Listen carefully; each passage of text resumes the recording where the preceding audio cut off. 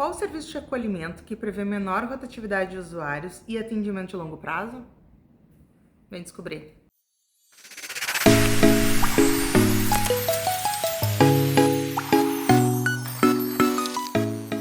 É o serviço de acolhimento institucional para jovens e adultos com deficiência. E a gente pode afirmar que ele tem menor rotatividade e atendimento de longo prazo pelo que diz na descrição da tipificação.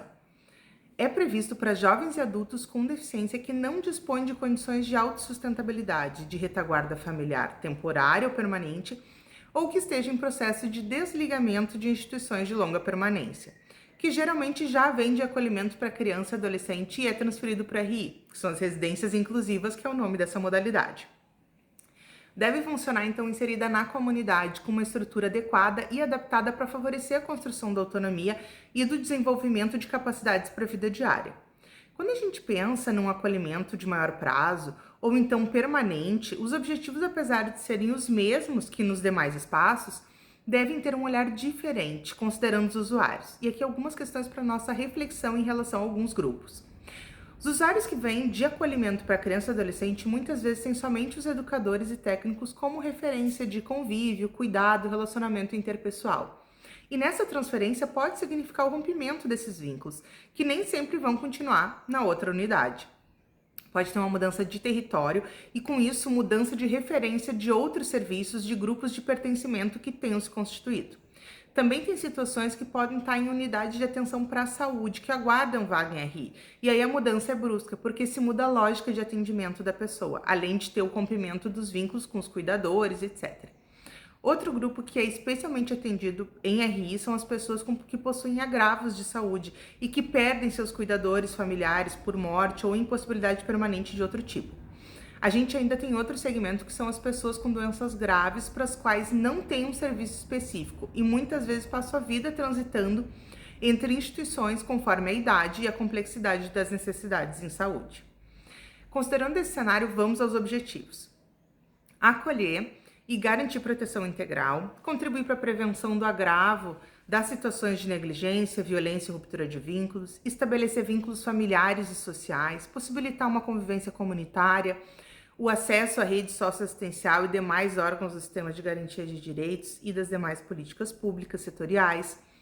favorecer o surgimento e o desenvolvimento de aptidões, de capacidades, de oportunidades para que esses indivíduos façam escolhas com autonomia, promover o acesso a programações culturais, de lazer, esportivas e também ocupacionais que estejam relacionadas a interesses, vivências, desejos e possibilidades desse público, desenvolver capacidades adaptativas para a vida diária, promover a convivência mista entre os residentes de diversos graus de dependência,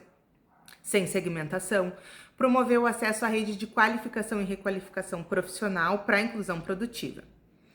O trabalho social essencial a esse serviço é a acolhida, recepção, escuta, o estudo social, cuidados pessoais, orientação para acesso à documentação pessoal, atividades de convívio e de organização da vida cotidiana, inserção em projetos, programas de capacitação e de preparo para o trabalho, mobilização para o exercício da cidadania, construção e implantação de protocolos adequados à diversidade dos residentes, acompanhamento e monitoramento dos encaminhamentos realizados com os indivíduos e famílias, elaboração de relatórios e prontuários, trabalho interdisciplinar, diagnóstico socioeconômico, a informação, a comunicação e a defesa dos direitos, a mobilização de família extensa ou ampliada, orientação sociofamiliar, estímulo e desenvolvimento de um convívio não só com a família, mas com os grupos e social, apoio à família na sua função protetiva, sem descartar o retorno para casa, pois apesar de ter trazido alguns exemplos de público com propensão para o acolhimento de forma permanente ou de longo prazo, a gente tem casos de retorno para casa e até mesmo para uma vida mais independente, contando com o apoio e suporte da família e de outros vínculos comunitários que ficam de referência. A construção de plano individual e familiar de atendimento, que veja todas essas possibilidades para uma vida não institucionalizada ou ainda que tenha maior autonomia e independência, se for o caso de manter a institucionalização. Referência contra referência, que aqui dizer que não é só para a família, né, não se restringe a isso, mas também para o acompanhamento do próprio usuário, que isso pode contribuir, pode favorecer para o desenvolvimento dos projetos de vida. articulação da rede, monitoramento e avaliação do serviço e organização de um banco de dados e informações. Deixa eu compartilhar com vocês uma experiência que eu tive junto ao Conselho Municipal de Assistência Social. Como assessora técnica, eu tive que analisar um projeto de acolhimento voltado para pessoas com neurolesões. Uma demanda que vem aumentando na nossa cidade e que foi trazida não só por solicitação de acolhimento, mas também através da articulação com os órgãos do Sistema de Garantia de Direitos. Nessa análise, é necessário um estudo que valide os projetos com base no que está previsto na tipificação. Ocorre que não há, por exemplo, um serviço de acolhimento que atenda crianças com esses tipos de agravio em saúde e que permaneça com elas quando chegam à fase adulta, sendo essa justamente a demanda que chegou na nossa análise aqui no SEMAS. Após o contato com as instâncias estadual e nacional, em resumo, a gente não tem essa previsão. Foi dado o encaminhamento que a gente entendeu mais adequado para essa situação. Mas a pergunta que fica é: será que nós precisamos de uma revisão dos serviços ofertados para pessoas com deficiência na assistência social? Quais são os limites no atendimento das políticas de assistência social e de saúde? Escreve aqui nos comentários a tua opinião, se na tua cidade também aparecem demandas que os nossos serviços não dão conta na sua integralidade e bora levar essa discussão adiante. Falando nisso, não vamos esquecer que o trabalho na RI também deve estar articulado com outros serviços assistenciais, como eu já falei, também com serviços de outras políticas públicas, programas, projetos de formação para o trabalho, de inclusão produtiva, com organizações não governamentais e também comunitárias e com os órgãos do Sistema de Garantia de Direitos.